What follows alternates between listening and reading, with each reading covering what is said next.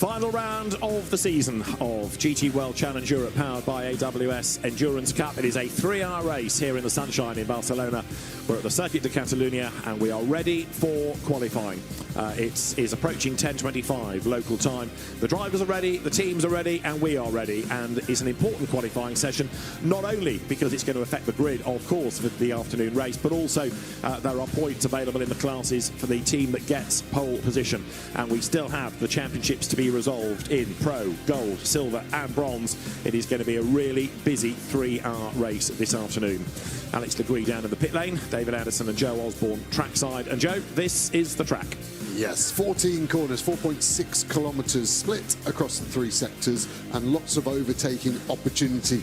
But the big buzz in the paddock is tyre degradation. It's always been hard on Tyres Barcelona, but this year seems very, very low grip, even compared to the sprint race here last season. Lap times looking like they're over a second slower, and then the degradation anything up to 4 seconds, depending on which team and driver you want to believe. Looking down then onto a very busy paddock, and you can see how busy the pit lane is. 60 cars we have for this session. Yesterday, the teams had free practice and pre-qualifying. The pre-qualifying session always felt more urgent. It felt like people were attacking it more and going for a time rather more than they did in free practice. But generally, it was a slower session. It was a really quirky hour that we had yesterday afternoon. Yeah, it was the 59 McLaren, wasn't it, that ended up fastest in pre-quali on a 40.8, and that was Benji Goethe setting the time in that car. We just didn't really see the BMWs coming forward with any offering of pace. They were outside the top 20. This was a car that struggled as well. They did a gearbox change yesterday in between free practice and pre-quali. And our 24-hour winning car, this 63 Grassa GRT Lamborghini, has not seemed to be at the front end thus far this weekend. So this is how we stand in the championship as far as the overall class, the Pro Cup, is concerned. Matteo Carelli, Mauro Engel, Lucas Auer are the leaders, ahead of Sven Muller, Alessio Picariello and Patrick Niederhauser, with then Calvin van der Linde, Hugo de Wilde and Charles Weerts third. Those are the 3 that could take the crown in that championship, as at the end of the pit lane the lights go green and our first 15-minute segment then is underway. Yeah, we've seen it very often this season. We have a lack of cars taking to the track at the start of the session, and I think it could be even more prevalent with the 60 cars on the grid, the tyre delta being so big. The driver's saying they've got 1 push lap, that's it. Tyres are coming out the oven, so the tyres are ready to go as soon as they're bolted onto the cars. The drivers then nurse them on this 4.6 kilometre out lap and then have got 1 push. So if you go early, the problem is you may stumble across other cars on their out laps trying to look after the tyres, and we've seen that as a strategy. But cars taken to the circuit, we've got 10 on track so far, so still 50 to blink, and at the moment the 96 sat here not blinking whatsoever, visor down, fully focused. The other aspect that we've discussed over the course of the season is that the emphasis has changed, rather, from always having your fastest driver going out in Q3 to perhaps having them in Q1. It's less clear-cut these days. Now, you might argue that's because you've got so very evenly matched competitive drivers across every car. Sometimes, though, you might put your absolute star driver in when the car's heavier on fuel, for example, or in a cooler temperature at the start of the session. So there's quite a bit more thinking now into the driver order for the qualifying sessions. Yeah, the combined nature of it makes the individual performance relatively unimportant in terms of the overall lap time. It is the collective that's more important. Lucas Auer here, about to start potentially the only push lap of his session, depending on how the tyre hangs on. And the grid, just again to make the point, although we've got 3 parts of qualifying, it is the average of the 3 drivers that will dictate the grid. So you have to do a good lap, yes, but your co-drivers do as well. And this is where the real interest comes in some of those bronze cars, where you've got a platinum graded driver in the entry, but you've got to have at least 1 bronze. So you've got 1 really good lap and certainly 1 not quite so good lap, and the car rises and falls down the order depending on who's behind the wheel as far as its grid position is concerned. So, Lucas Auer, he sets the target briefly in Sector 1 and then loses that because quicker has gone Carol Bausch, another Mercedes AMG driver. Yeah, that Sector 1 time quicker than any in pre-quali yesterday, so the lap times look like they're going to be in the low 1-minute 40s. Pole position last year for sprint, as a reference, was a 1:39.0 in a Barwell Lamborghini by Patrick Cajado. Oh, big slide for Lucas Auer there. So at the moment, this tyre hanging on, and it seems like the rear dropping off first for this Mount Filter 48 Mercedes. And what Joe was touching on a little while ago is about to happen. Look how busy it is up the road. There are still plenty of cars to venture out onto the circuit as well, so it's only going to get busier. You want to be out early in a sense and get a banker lap in before the traffic really becomes an issue.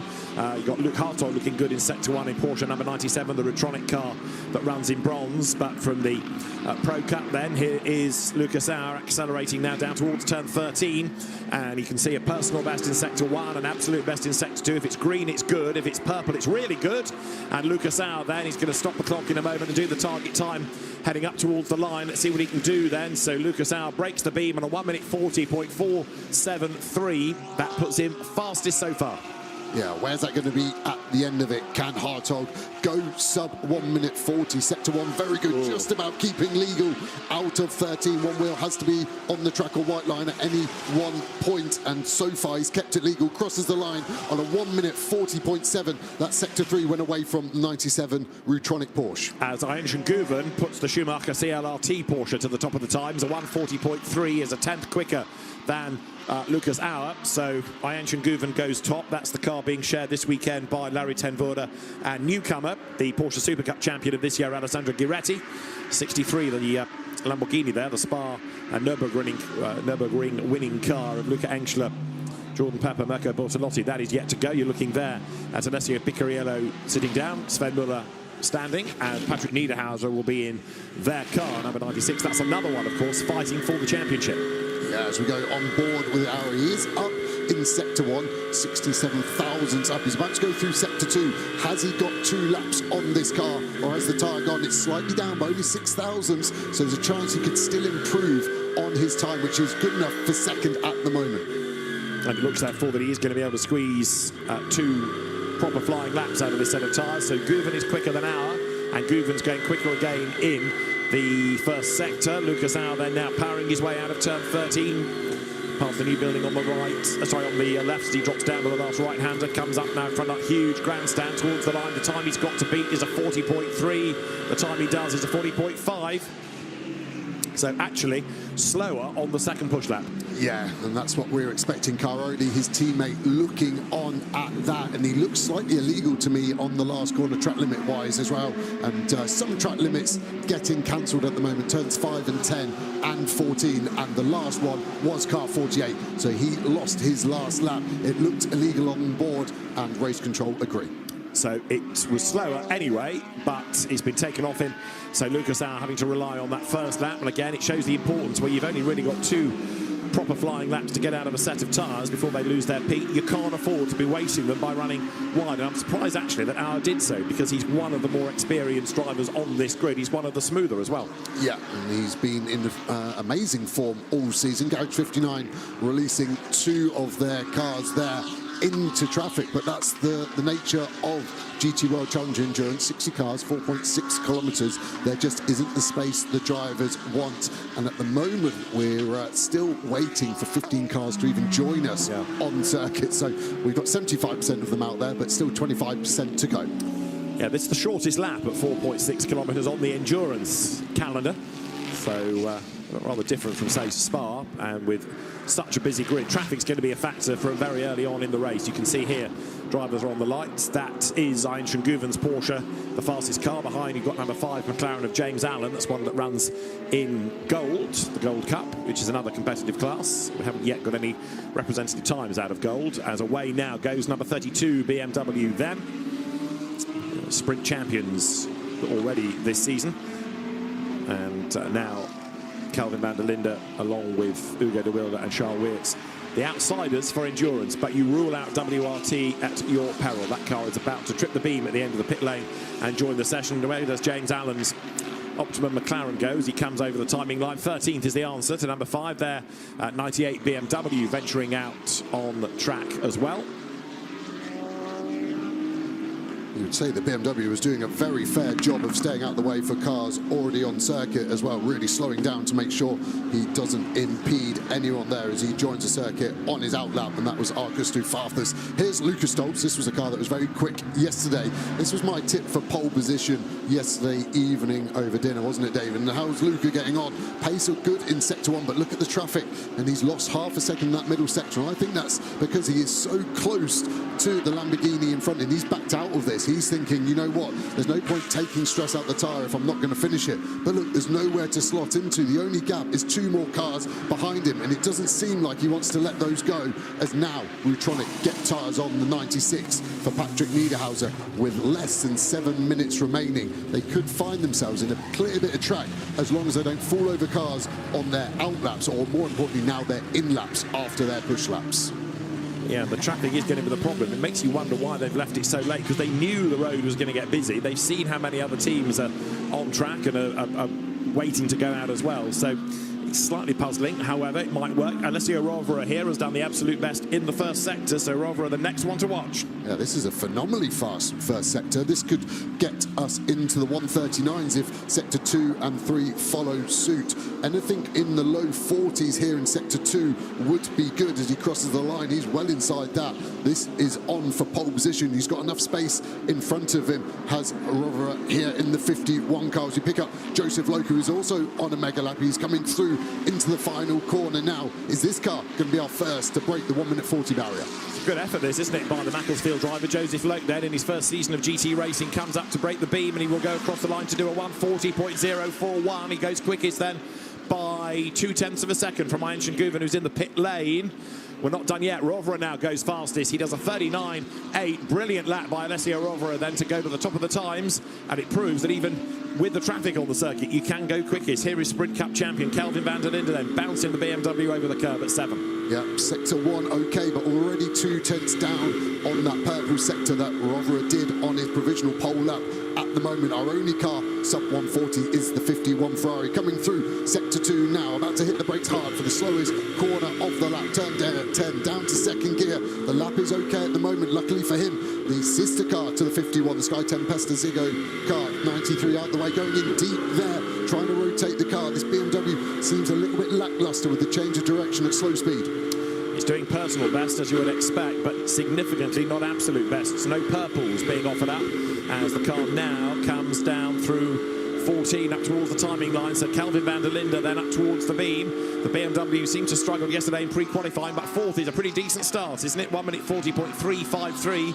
Kelvin van der Linde is 0.490 of a second off the top time of Alessio Rovera. Yeah, and talking about starting, Niederhauser starting his push lap just in front of that 32 BMW. Here we can see Arthur Rouget, purple sector 2, so the McLaren's looking very strong in the mid part of the lap. Here's James Baldwin in another one. Here he is coming through into this final part of the lap. This could be a lap at the moment to get him higher than his current 20th. I think this could be somewhere just outside the top 10. And this is in the Silver Cup for racer, esports star, broadcaster James Baldwin then coming up towards the timing line, goes through, and he's going to be 13th after that, 1:40.794.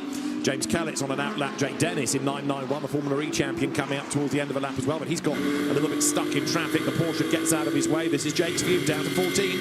Now that would have compromised 2 or 3 tenths for the Englishman Jake Dennis. Where's he going to go in this parody 991 car? Crosses the line, goes up to 4th, fastest BMW. Great lap.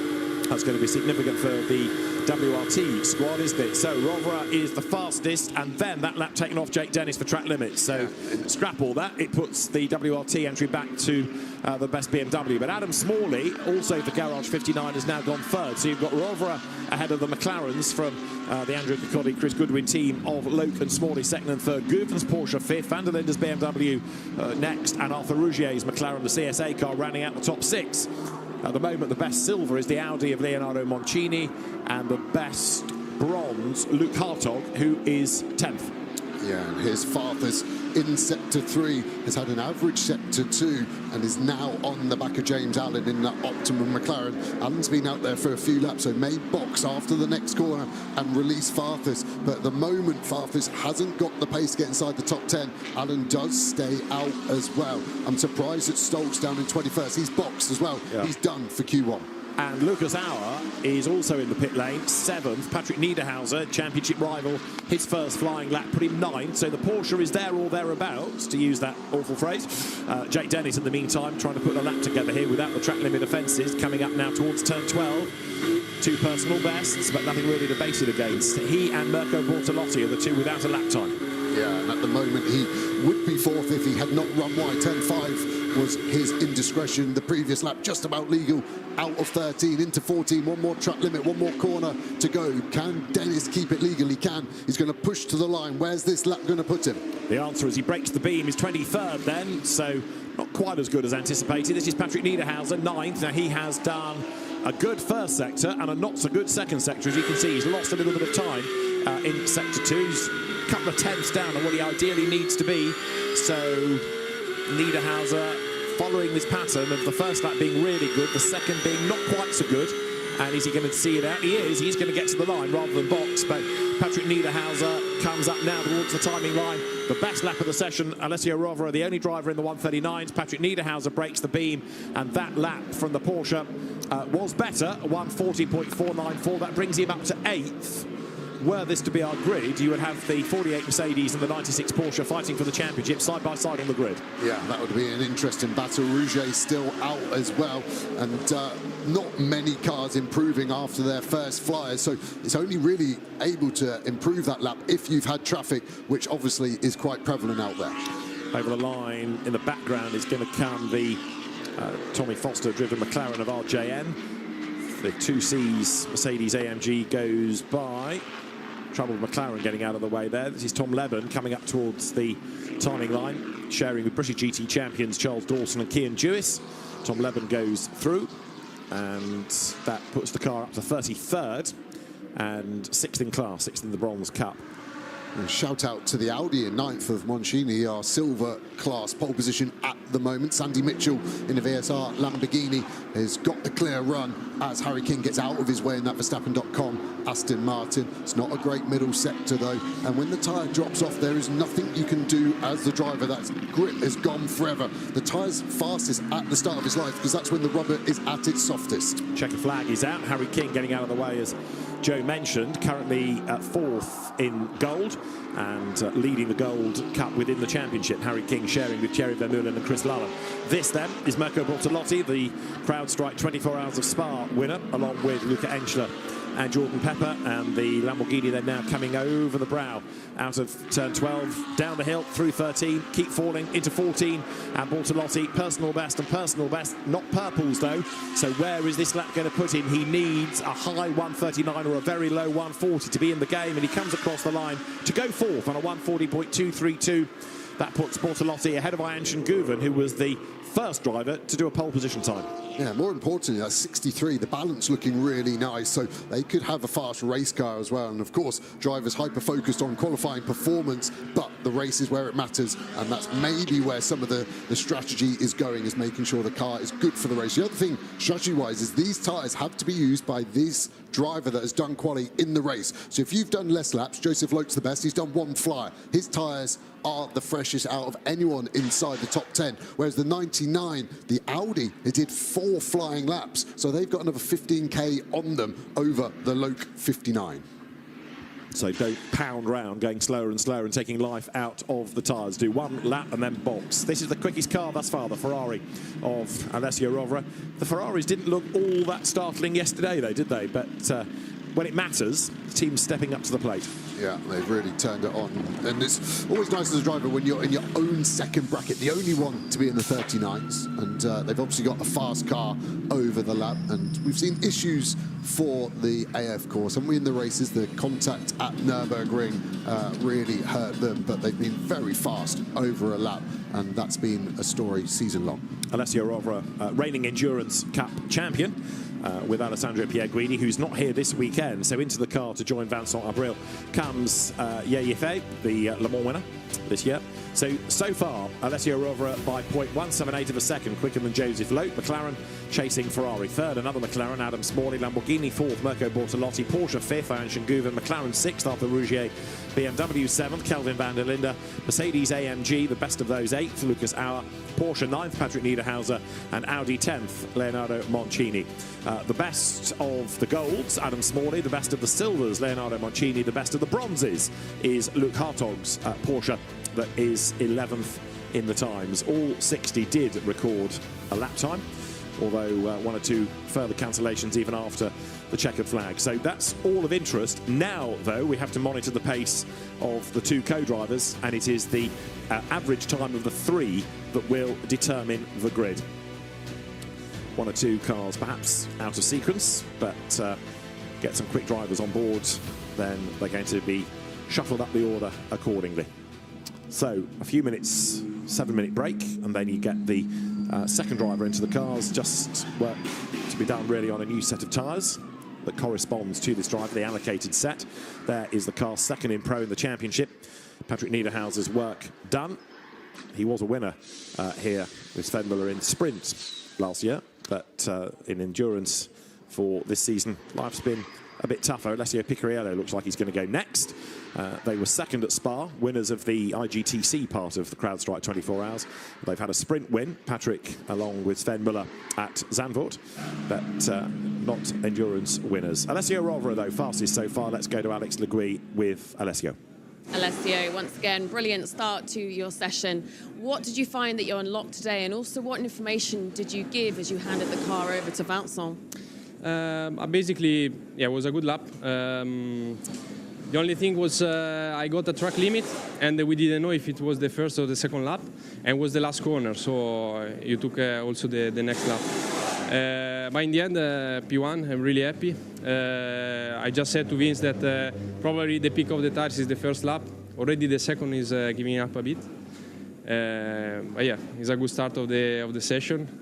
Let's keep going. Fingers crossed. Thank you. Great start.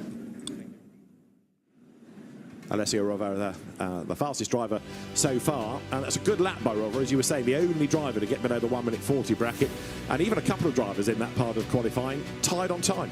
Yeah, Chris Froggatt and Ivan Klimenko, 20th and 21st to the 1,000. So whoever does the time first gets it. Of course, with the combined nature, that's less important by the time drivers 2 and 3 drive those cars. So Alessio Rovera then for the AF Corsa squad. And he is the fastest so far. And Vincent Abril and Ye Yifei are going to be good, but Ye Yifei not that au fait with GT Ferraris. Very good in the hypercars, as we've seen in the World Endurance Championship, but it'll be interesting to see how he slots in. So, incoming driver, new set of tyres, and we go again. 15 minutes, 1 or 2 lessons learned, possibly from the teams about when to release the cars. Now, if they got it wrong in terms of traffic first time, they can factor that in to the run plan now. Problem is, you've learned your lesson, but then all 59 competitors are doing something different again. So there is so much luck. The only chance you've got to change your bullet trajectory in qualifying is on your outlap, is in constant communication with the engineer who can see the GPS position of all the cars. You can slot into a nice gap. You start that flying lap, and then a car will leave pit lane. So that's the problem. There's a lot of luck. Yes, motorsport, you make your own luck, and well, it's true of life, isn't it? But there is so much outside of your control, and that's why the qualifying we have to take with a pinch of salt, because cars will be out of position, and that will become apparent in the race this afternoon. Already a queue of cars at the end of the pit lane. That's because the fast lane is open. So some wanting to scramble straight away. Again, the Schumacher CLRT Porsche. Ian Schenguven took it out early in Q1. That's ready to go again at the start of Q2. And others now starting to be released. Down the pit road they go there. Number 10 is the Boutsen VDS Mercedes AMG that is second in silver. Loris Cabarrus, Cesar Gazzo, Aurelian Panis, the 3 drivers, and they could end the day as Silver Cup champions. They've got a bit of a mountain to climb. They come into this 18 points down, but it's doable.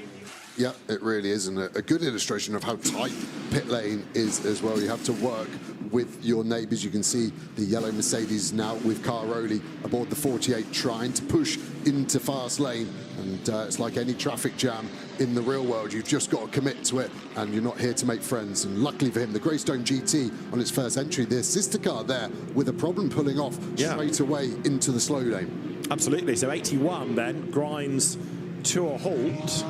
And what do they do now? Can they get? Is it the wrong side of the white line? Can they get it back? Yeah, they can't push that back, can they? Because it's technically left the pit lane. Can't reverse, can't be touched. Its only option is to drive 4.6 kilometers, but something straight away wrong on the car. And the only chance now is a full reset on the electrical system. It's got power, hasn't it? So it's not died. The lights are on.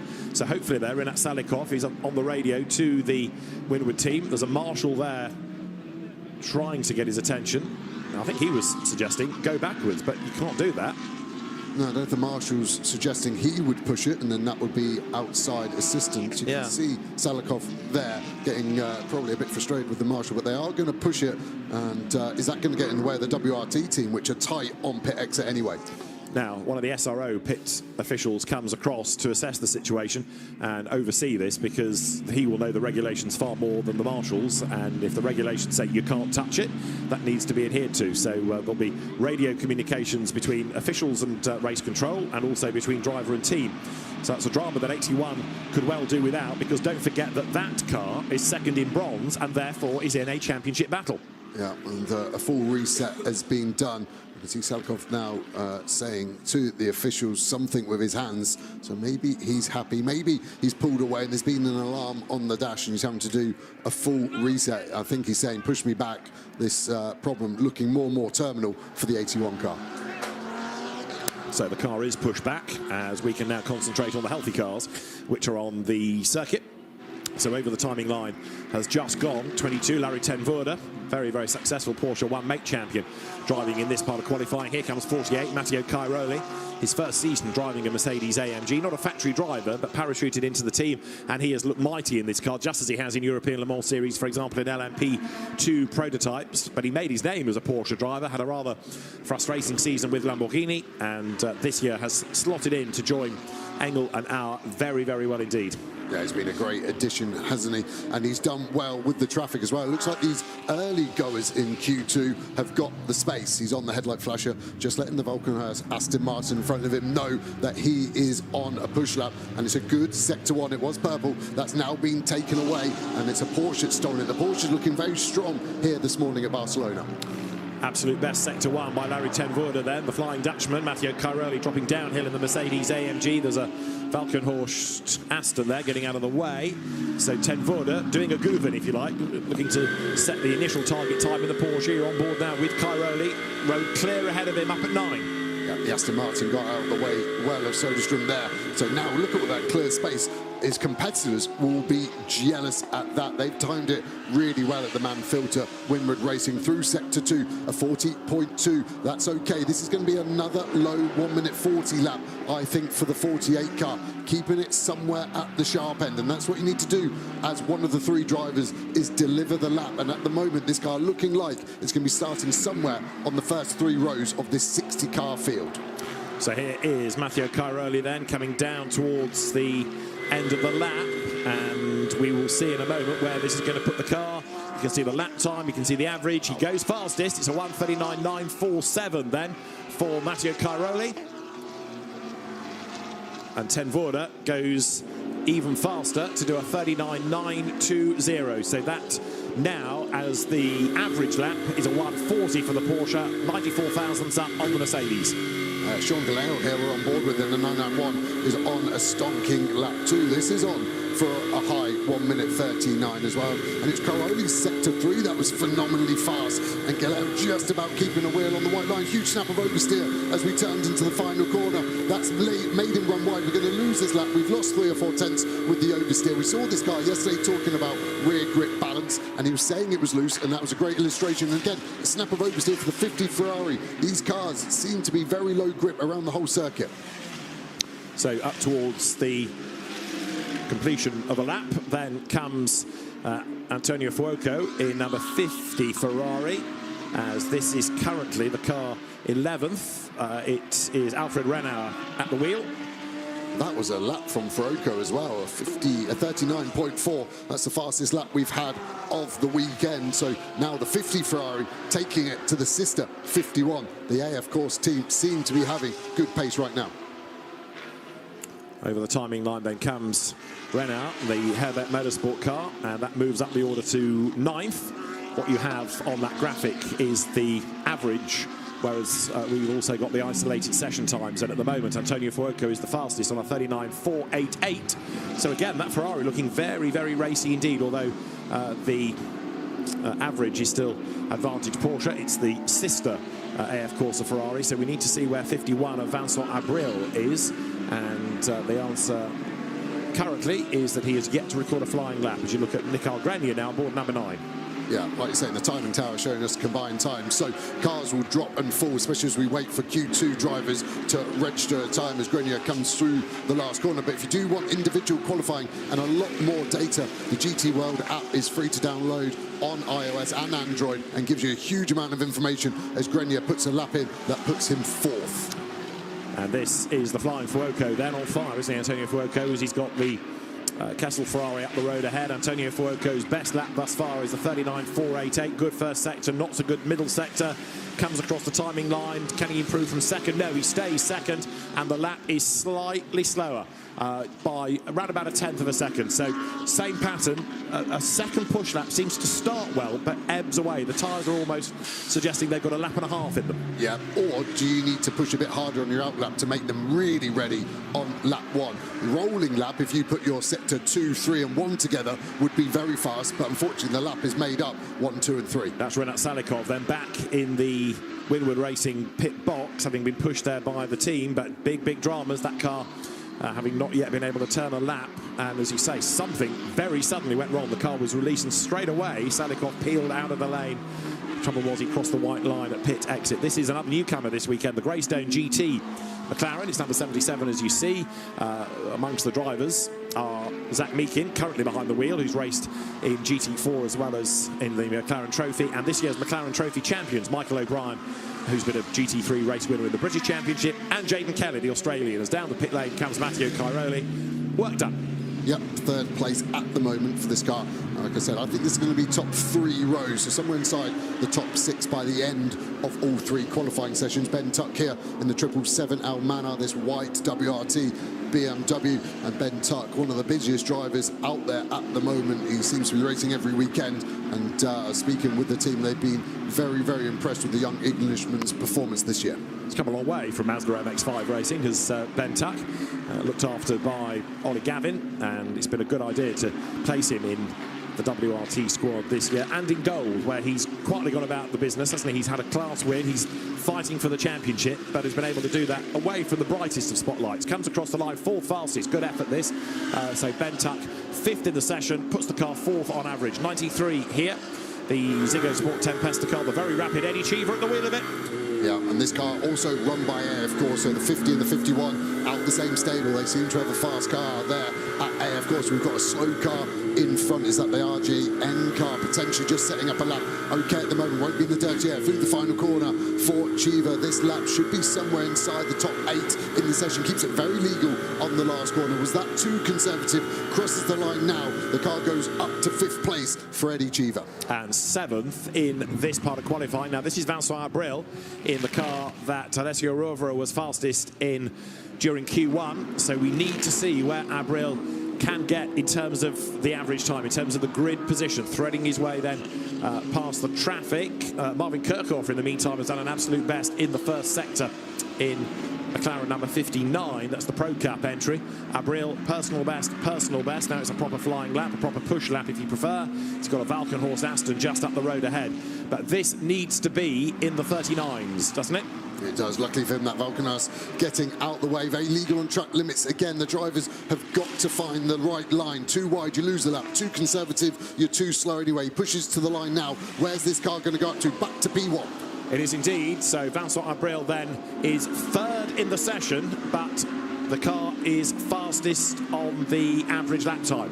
So Abril did a 39.868 and the average time is 3,000th below that. This is Kirchhofer, personal bests in sectors 1 and 2, and they are absolute bests as well. A bit of a twitch there as the car comes into turn 14, but Marvin Kirchhofer now looking to go quicker than anybody. A 39.488, the best of the session. He does a 39.283 to go fastest in Q2 and to put that car onto provisional pole position. That's a stonking lap to get ahead of the 51, 3 purple sectors, and that was a lap and a half from Kirchhofer. How many times have we said that this season? Jules Gounod now taking over the 17. Lucas Stoltz, remember, outside the top 20 in Q1. So this needs to be a big lap to get this car somewhere inside the top 15. Would be a good result by the end of Q2 for Jules Gounod. As the car now comes up towards the timing line, so the Get Speed Mercedes AMG will break the beam, and 10th is the answer then. So up to 10th goes Mercedes 17, and the car 8th in this part of qualifying, 8th in Q2, 10th on average. Jesse Krohn now, he needs a big lap as well because the car's only 50th, now it's 15th, so that's a big improvement. Up the order it jumps. The Rover Racing entry briefly 20th in Q2. Jesse Krohn behind the wheel then, as there is Louis Pret now at the wheel of 58. This car is 3rd in Q2. The graphic is an orange sector, but it's a good sector to be less than a tenth and a half off Kirchhofer's sector 1 is no mean feat. Green sector 2, so this could be a very strong lap as well. This could be a 39.7, 39.8, which would be a great lap from Louis Pret and keep them at the moment provisional pole in the gold class. So Pret then 3rd in the average order, 4th in the Q2 isolated order. Gets that BMW from the WRT stable just up the road ahead. Let's see whether that compromises by much as Pret now pulls the pin, accelerates up towards the timing line, goes through and stays 3rd on the average, and he's up to 3rd in the times. That was an improvement. Now Marvin Kirchhofer's 39.283 remains the best, 0.2 of a second, as here is Jules Gounod masquerading as Lucas Stoltz because the driver ID needs changing, still pushing. Yeah, and 2 improvements. Are we going to see the standard second lap syndrome where the first 2 sectors are good and the 3rd one drops away? Balance looking okay, maximising track width there at the exit 13. Same story at 14, pushes to the line now. Car has dropped to 12th on this last lap, goes back up to 9th. Good lap from Jules Gounod. It is indeed, Dan. And what about the WRT BMW? Sean Wirtz at the wheel, 53rd at the moment in terms of an average time, and Wirtz then breaks the beam. That should rocket up the order, and 18th is the answer. So Charles Wirtz goes up to provisionally 18th on the grid, but not quite as quick as you might have hoped for that car. No, seems hard work, doesn't it, at the moment, yeah, for the 32. Here's Luke Rensler, 57th at the moment for car 63. This will go up a long way, 43rd, and the final sector there, 3.5 seconds lost. Did he have to overtake the 52 car there, the AF Course Ferrari car behind? Yeah, it wasn't that good a lap, was it, for Engstler? But maybe that was a semi-push lap. There's more to come. And with traffic in the way, he might have had to have bailed out of that lap going towards the end through turn 13. So this is Engstler now, who's got another opportunity to go for it.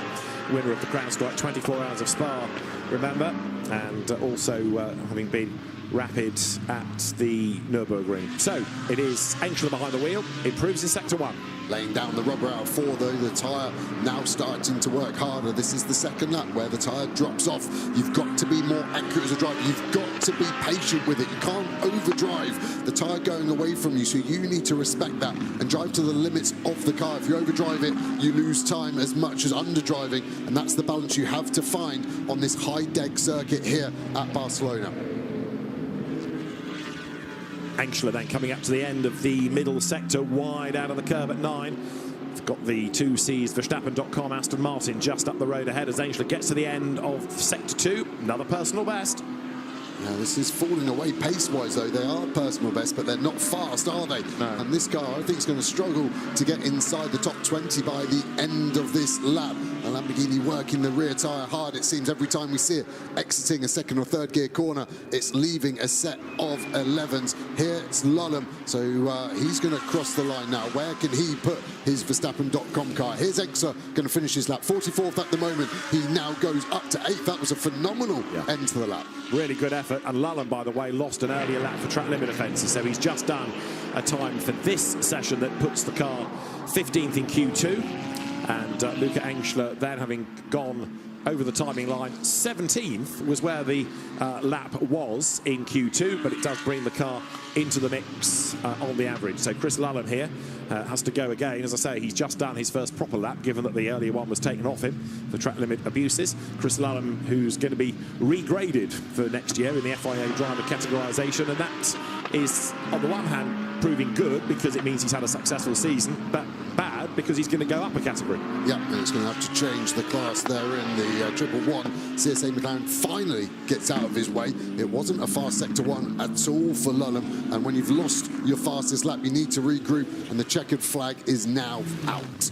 So the session at an end, in other words, it's the last chance saloon for many of them. Chris Lullen now coming up behind the Jesse Krohn BMW, the Nürburgring winning car that gets out of the way and lets the Aston go. And still pushing on as well, look there, Luca Engschler, but he's down in the middle sector. Yeah, and I think he's going to struggle to improve. Still pushing, takes a big cut. I wonder if that's just testing the track limit technology there. Is he going to finish the lap? Was that a test in the race to see, is that a potential bit of a joker line? If it's not policed, it's not illegal. 13 is police, both inside and outside, and he comes into the pit lane then. So fastest Marvin Kirchhoffer, a 1:39.283. Car's getting lighter on fuel all the time, so in theory, Q3 ought to be the fastest. But it does rather depend how the team have played it on their driver rotation. There, Nicky Tim comes down the pit lane, 26th in Q2. And better than that on the average, but the Aston has struggled a bit for pace this season, never mind this weekend. So the AF Corsa team will now put the Le Mans winning Ye Yifei into the car. He's good to go, and then we'll see what the 51 Ferrari can do in relation to the rest of the grid. Now, turn 13 out for Luca Engschler. The last lap has just been taken off him. And at turn 9 he was warned, so that last lap was a sort of double whammy, but significantly not penalised for the inside at 10, which was the corner you were talking about, and the cut. So he knows what you can get away with and what you can't. As far as we stand in the average classification order at the moment, it is number 59 McLaren then. Loke and Kirchhoffer have gone.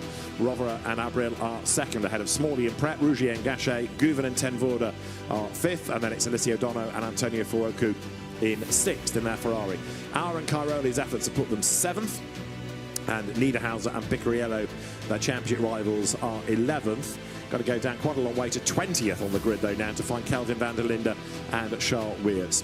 Gold pole provisionally Smalley and Pratt, silver pole for now Baldwin and Guillaume Oliveira, and in the Bronze Cup, Chris Froggatt and Eddie Cheever are currently atop the times there. We missed Lullen finishing his lap. He went 15th in the session, so he did well to recover after losing that to track limits. Interestingly, I thought, as we rode on board with Engschler, not pushing on pit entry. That's your last chance to practice before the race. True enough. So it's now going to be Jordan Pepper to bring that car through the final 15 minutes of the session. And again, of course, in an endurance race, there's always the question about how relevant is the qualifying. Does it really matter over 3 hours? Well, yes, of course it does, and especially here where you've got that turn 1, 2, 3 sequence where if you're in the body of the field, there's all sorts of jeopardy. Marvin Kirchhoffer with Alex in the pits. Marvin, yet again, you are on dominant form in your qualifying. That was a brilliant lap. Yeah, it was a really good one. I mean, we knew we only get one shot, really, if you get it together in your first lap. We know we have a very competitive package. So yeah, very pleased with the lap itself. Very competitive, and McLarens are on form. 3 top steps for class so far. Well, I mean, I really need to credit the team, Garage 59. I mean, they've been around for a few years now. They've been very successful in the past. We didn't really have the easiest of times in the last years, but they really stepped up their game. McLaren doing their part as well, and we've got a really good package, and I'm very, very thankful to be part of this team. Great, well done, good start. Thank you. Marvin Kirchhoffer then, fastest in Q2, and we've been saying all year about the pace of the Garage 59 McLarens. Reliability was a bit of a drama early on, but once that's been sorted out, to tie in with the speed, they've been looking really good, particularly in Sprint Cup, of course. Yeah, they've been very strong, and the average qualifying position for this car in the Endurance has been 6.75, so inside the top 7 is very good. And when you take the top 20 average qualifying positions, McLaren is the most popular manufacturer inside the top 20, so pace is there. Reliability seems to be getting better for this 720S Evo GT3 car. So the McLarens then becoming more of a factor against Ferrari right now for pole, and the grid will be decided after this final 15 minutes. Teams getting ready, WRT at pit out next to them, the Winward team, and of course those are 2 of the 3 teams involved in that battle for the Pro Cup Championship. The other team is there, Porsche. You look at the blue and yellow car, that's now going to be Sven Müller, sprint winner at Zandvoort. Very quick this year. We've seen him in British GT. It's been great to have him in British GT racing. Sven Müller will take that car out into the session. You've got the CSA McLarens as the drone hovers over the pit lane, and Ricardo Feller in the Lion Speed GP Porsche, eager to go. He's in the fast lane already. That was a car that was damaged yesterday in free practice. Patrick Cole put the car off, having gone 5th quickest early on, and the car stayed actually in the mix for the session. They did get it back out again, so it was a tough start to the weekend for Lion Speed, but that's a team that's really moved on a huge amount. Patrick Cole's got better and better as the year has gone on as well. Yeah, very, very true. Down in 47th at the moment. Feel like they've been on pit exit every single session this morning. Q1 and 2, I remember that car being there, so that's been their strategy. So now, final quali, the crunch time. Who's got a chance? This 59 car currently leading, but the 58 car is only just behind. Dean McDonald versus Benji Goethe in this Q3. The CSA car, the other McLaren, is in 4th. Of course, we've got the 51 car now with Ye Yifei, but I still quite fancy the 22 Schumacher Porsche, now with Goretti behind the wheel as well. So this could be interesting. Max Jensen there going for the championship in the silver category as well. Be a real test of Goretti, though, to step up from a one-make Porsche to a GT3 spec car. He's, of course, the Super Cup champion, but a GT3 car with yet more aero. There is then Mauro Engel, ready to go in 48. Ricardo Feller, former sprint champion, DTM champion, sitting at the end of the pit lane. Thierry Vermeulen has joined the queue for the Verstappen.com team. Greystone GT McLaren released down the pit lane as well. Others keeping their powder dry here. But the Schumacher Porsche, as we've been saying, with Guven and Ten Voorde at the wheel, has gone really nicely. There, Hugo de Wilde ready to go. Interesting that he takes the last stint in qualifying, but the former single-seater turned LMP3 racer, whose sister works for WRT as well, as part of their communications team. He is ready for Q3. Maybe the lightweight nature of cars he's used to, prototypes and single-seaters. He prefers the lighter car. Cars have to start the 3 qualifying sessions with the fuel for the full run of it. So they'll be anywhere from 50 to 85 to 90 kilos of fuel, which has now been burnt off to 66% of the running. So the car's at their lightest, at their fastest, and the track the same now. It's rubbering up. Track temp coming up, 22.5 degrees, but this is still a fast track. Although look at the breeze in pit lane starting to pick up as a tailwind into turn 1. New Pirellis then go on to Sven Müller's Porsche. He's ready to go. And Ricardo Feller will lead them out as the green lights go on at the end of the pit lane. Mauro Engel gets out his elbows, joins the queue in the yellow Mercedes. Keep an eye as to whether 81 is able to join this part of qualifying or whether it's still got problems and he's going to have to start at the back. No sign yet. Wily old Fox Engel there, just creeping out of pit lane. He could be flat out now, but the narrow nature of the pit exit, meaning no one can overtake, so he's just trying to get himself a gap to the cars in front. The problem when you do that, the cars in front then just use the gap that you've created. So he's just trying to find himself as much space as possible. It feels like Q3, the most amount of cars leaving early on we've had this morning. Yeah, and Rutronic sending their cars out early, whereas they were lagging back in Qs 1 and 2, weren't they? So Ricardo Feller is away, chased by Thierry Vermeulen there in the Verstappen.com Aston Martin. It is Thierry's father, Raymond, who manages Max Verstappen. Max himself, a GT3 race winner around the Nordschleife a couple of weeks back. And now everybody else pouring out onto the circuit. It's going to be a very busy racetrack. 81, I noticed, was creeping forward. He's now being pushed back into the garage as tyre temperature is the focus for the drivers on this prep lap. Yeah, and just making sure they're all A-OK, weaving left to right, just to make sure they're clean, just getting rid of the releasing agent. And what can that 33 Verstappen.com car do? And I've got to say, what a fan of motorsport Max Verstappen is. We know what a great driver is. That's not the discussion we're having. But the money he's putting into this element of motorsport shouldn't be overshadowed. And it's a great legacy he's leaving within our GT World community. And shouldn't be long, I suspect, before we start to see him more regularly on GT grids. Great enthusiast. So there is the Verstappen.com car. Thierry Vermeulen, who's been busy racing not only in GT World Challenge Europe, but GT World Challenge Asia and DTM, comes up towards the timing line and goes through now. So on to a flying lap. Still there are cars leaving the pit lane, though, so it's going to be busy up the road ahead, as there is the Fabian Schiller Mercedes AMG going down towards turn 1. And we know that Fabian Schiller is good. That was a huge snap of oversteer as he hit the brakes into one, though. And we did used to see cars straddle the curb into turn 1, like he will probably do here under braking for turn 4. But I think he just touched the curb and it unsettled it. And maybe the rear brake's not quite up to temperature. Vermeulen now trying to flash that Rinaldi Ferrari, who's on his outlap, so should dive out of the way. But he wants to keep his own tyres clean, so wants to try and stick to the racing line. Vermeulen so far the fastest in the first sector.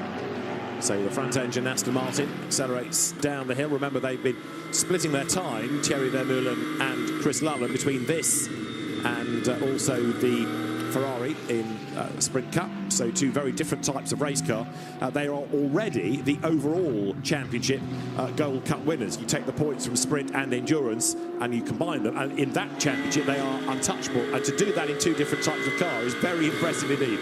Really is. Mara Engel here on board within the 48, about to break the beam, sector 2, as we go under the new hospitality unit before turn 10. And it's not looking like a mega lap. You can see it compared to Schiller in another Mercedes, different teams of course, but he's behind Schiller's lap at the moment and behind Vermeulen's as well. So out of the 3 cars on their first flyers, he's the slowest out of them at the moment. As up towards the timing line now does come Fabian Schiller to break the beam, and he does a 1:39.332 then. That puts that car briefly at the top, but Ricardo Feller has gone even faster now to do a 39.309. Vermeulen a 39.4 to slot in third, and Engel a 39.957 to be fourth. But it puts 17 Mercedes then at the top of the times on the average, and 53 thousandths back is Engel. Yeah, and he was 100th slower than his teammate of Caroli in Q2, so I'd expect Engel to be slightly quicker because of the lighter fuel. And it's Max Jensen, isn't it, with a purple sector 1? But here's Sven Muller in the Retronic Porsche. This is going to be a good lap. This is going to put them somewhere near the sharp end by the time he finishes it, if he can keep it legal, which he does. Pushes to the line now and breaks the beam at 1:39.8, goes third on the overall. And therefore is one place behind championship rivals Manfield number 48 Mercedes on the grid, as now Max Janssen, with a really good opening sector, comes up towards the end of the lap. It's not necessarily where they are overall that's the focus, but where they are in the Silver Cup, because that's the championship battle. And Max Janssen breaks the beam and puts the car into the top 10. The Century Motorsport car second currently, now third, in fact, in silver, because behind we've just had Porsche number 54 go through. Dennis Marshall's Ferrari then is 10th on the grid, but fastest in this session, a 39.241, best lap of the day. Yep, and fastest in the bronze category. Dennis Marshall in some real form, isn't he? Him and Kirchhoff have really been the standout drivers for me this year in GT World Challenge. Here's Engel getting picked up with a bit of traffic now behind the camo-coloured Get Speed car. He'll just to be okay here through turns 13. This is where the drivers are cutting the inside as much as they dare. So there's 2 track limits, one there, one on the exit, just about legal. Just a slight lift, brush on the brakes, get the front in here. 4th gear, 140, 150 kilometres an hour. Now going to the line. Can he improve his first lap? It's not been done often, and it's not 2 tenths slower than his first effort. As a big flash of the lights here, Alessandro Giretti, personal best and absolute best, but the traffic's getting in the way, isn't it? The Grasser Lamborghini number 19, and it will not budge. That's on a push lap as well, but the Porsche being badly compromised here, and Giretti backs out of it. He can do no more. And then that, as he backs out, slightly compromises those behind. So Giretti has to bail out of the lap, but that's a massive frustration. Backing out of a lap with a purple sector 2 will hurt. The tyre dropping off. He's done well to get him a clear lap, and you're right, the 19 was pushing, so was never going to get out of his way as the 3 car in the gravel and out the gravel, exit of turn 3. That's Anthony Bartone rejoining, getting back up to pace. almost camouflage in the gravel there in that colour scheme, as Ricardo Feller, in the meantime, who is second fastest. You've got the platinum and gold graded drivers in the bronze cut 1 and 2 here. You've got Marshall and Feller fastest in Q3, and they're both out of bronze. Feller here then comes down towards the end of the back straight, but he's got traffic up the road ahead. It's great to have Ricardo Feller going so well in that car, but it's a real shame that he's not still on the manufacturer programme and fighting for overall honours.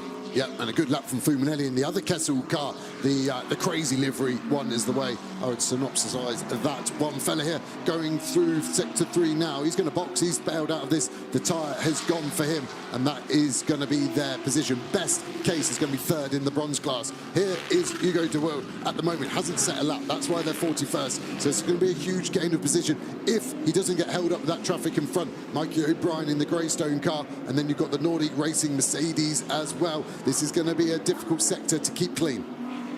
So Hugo de Wilde here getting himself up through the traffic as well in number 32 BMW, accelerating up now around turn 12. The Schumacher CLRT team are very unhappy about the number 19 Lamborghini getting in the way. I don't think it was deliberately getting in the way, it was just there. But into the pit lane in the background goes Greystone GT's McLaren. De Wilde comes up to the line. This ought to be an improvement, and it needs to be, to haul the car up from 41st on the grid. De Wilde breaks the beam. He's up to 11th, so a big lap there to drag the car back into the equation. The Team WRT number 32 BMW then 11th, and the session has got 7 minutes and change on the clock. And Goretti gets that car up to third on his second flyer, 77 thousandths off pole. Look how close that is. The top 4 covered less than a tenth, and that's with all 3 drivers combined times. And actually, I can see why Schumacher weren't happy, because that car was on an outlap, the 19 car, and now as Goretti lost his lap, he has turned 13. He is now all the way down in 9th after losing that lap. So I think that's probably them done. I can't see him improving on the third flyer. So the 22 in 9th is probably going to stay there.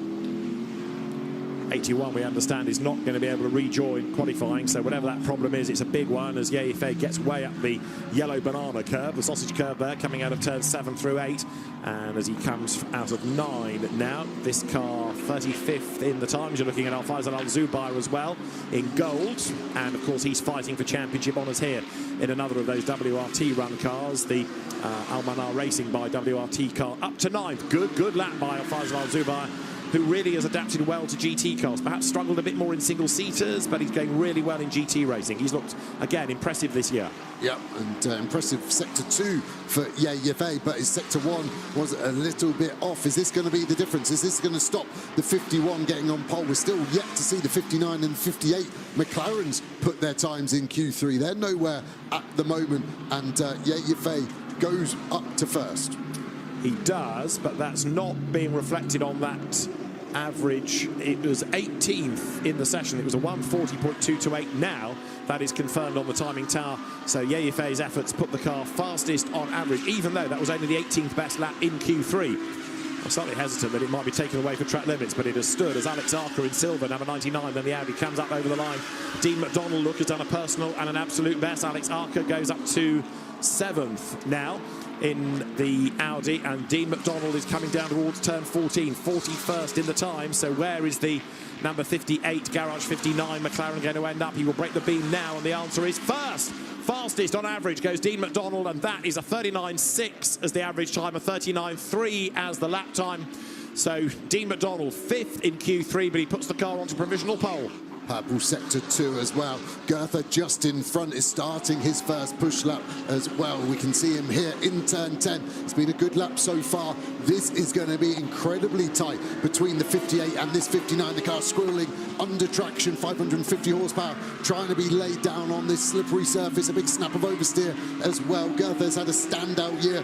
I've said already, he's gone from a silver rated driver, in my opinion, to a very fast gold. He's got 1 more corner to go. Will this be pole?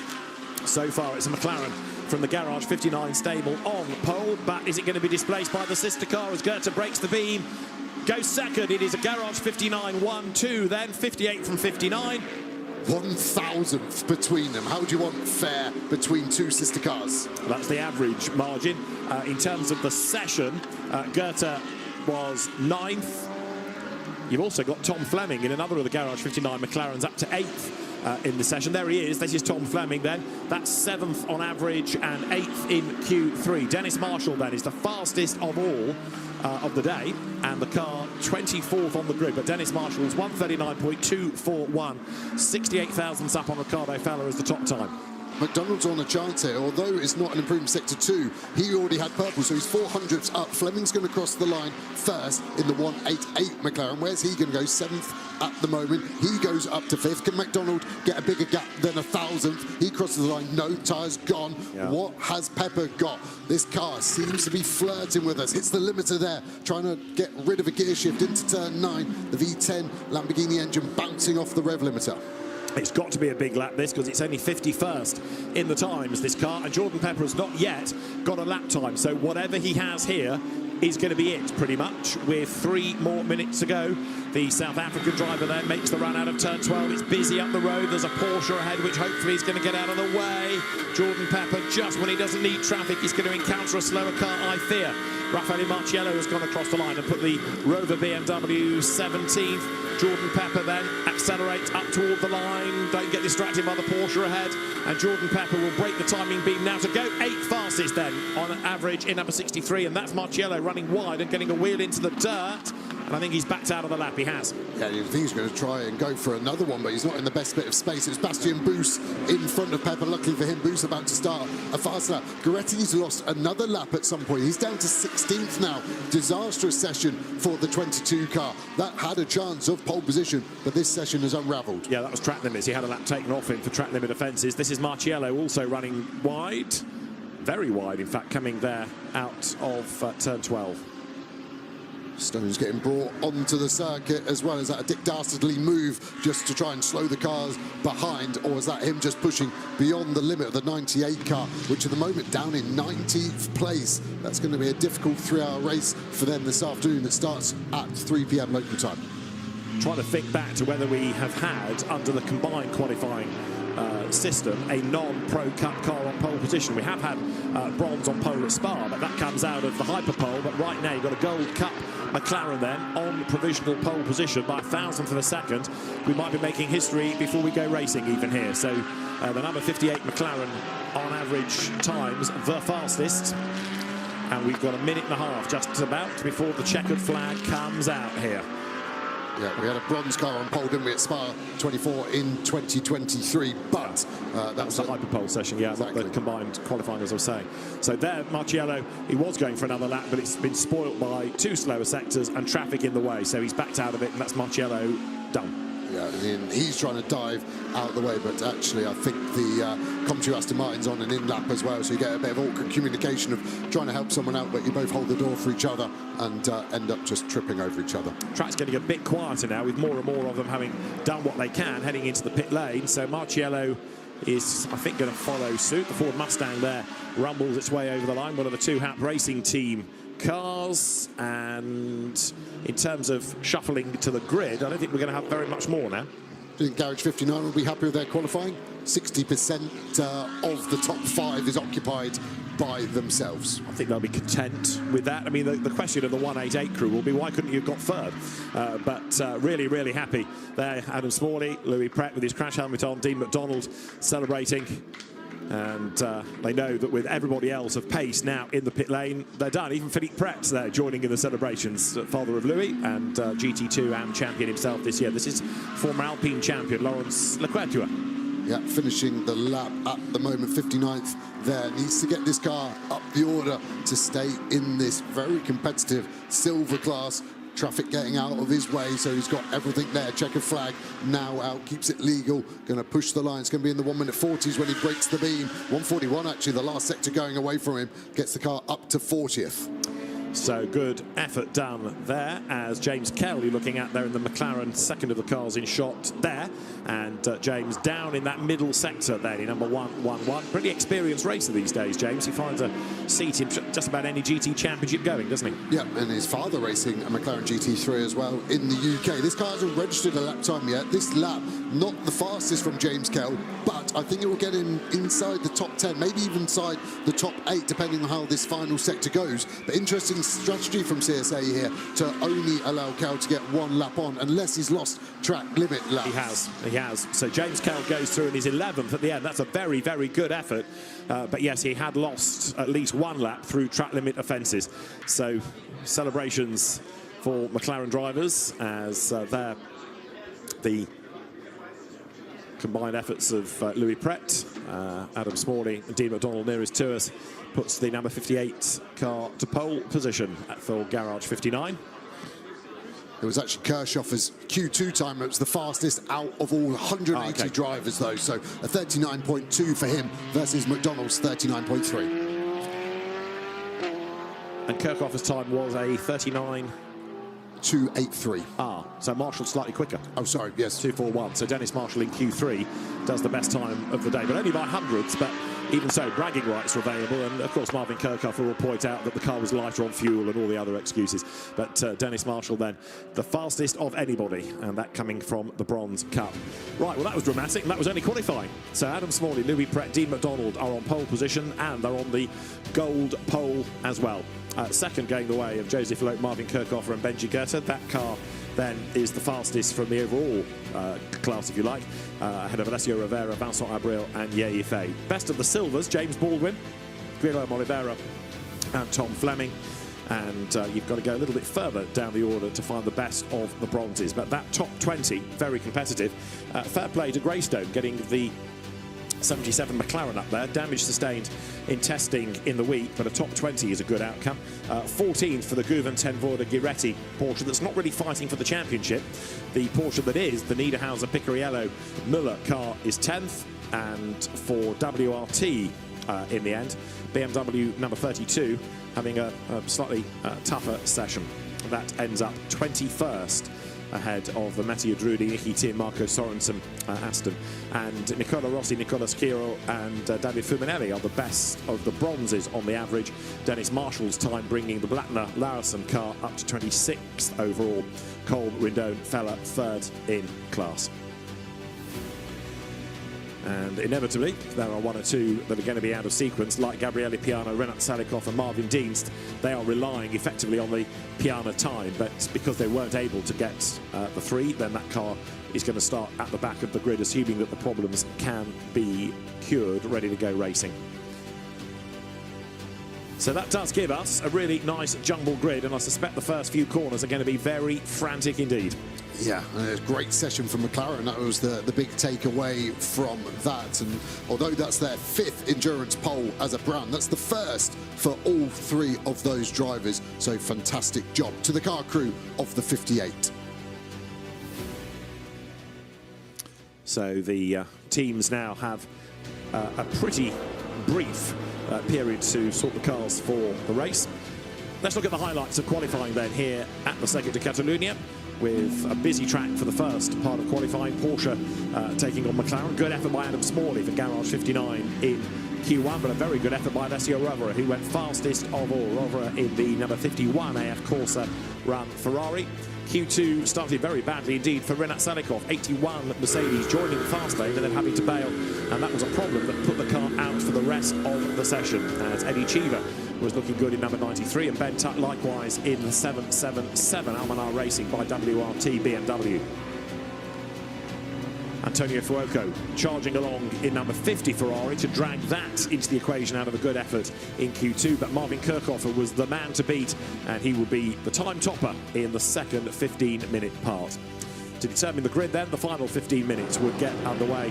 Thierry Vermeulen looking rapid early on, the overall championship gold winner with Chris Lullen this year, but Tom Fleming hauled 188 up to 5th. As Ye Yifei was also rapid in number 51 Ferrari, slotting in to GT machinery for the first time. Dean McDonald, though, would go fastest, and he put number 58 McLaren on to provisional pole position. And under this combined driver qualifying system, the first time we've had a non-Pro Cup car at the top of the times. So the Rover Pole Position Award to be presented by Oliver Cornish, the team lead of sponsoring and sales marketing. That will go to Dean McDonald, to Adam Smalley and to Louis Pret. And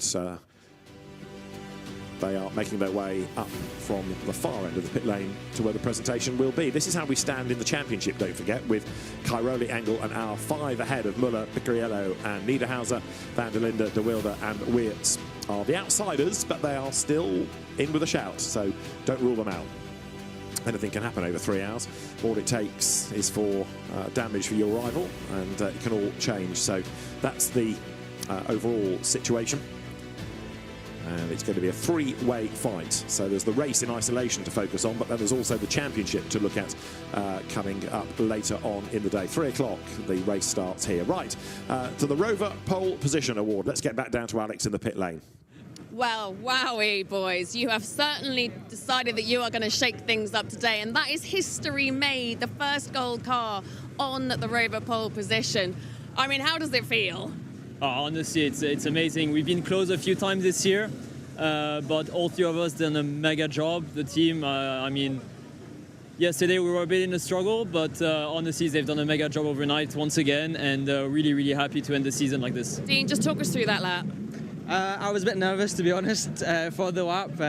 These guys done an absolute amazing job in Q1 and Q2, so yeah, I just had to deliver in Q3 for them and the team. So yeah, I was a bit nervous, but glad to get the job done for everyone. Right, so how likely are we to win this class this weekend?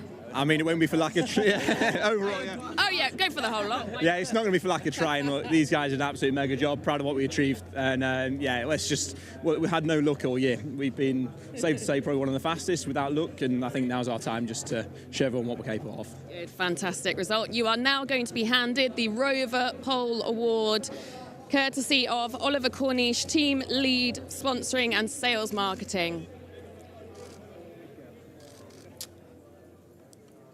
A fifth McLaren pole, the first outright endurance pole, of course, for Dean McDonald, for Louis Pret, and for Adam Smalley. And great result for McLaren fans with locking out the front row of the grid.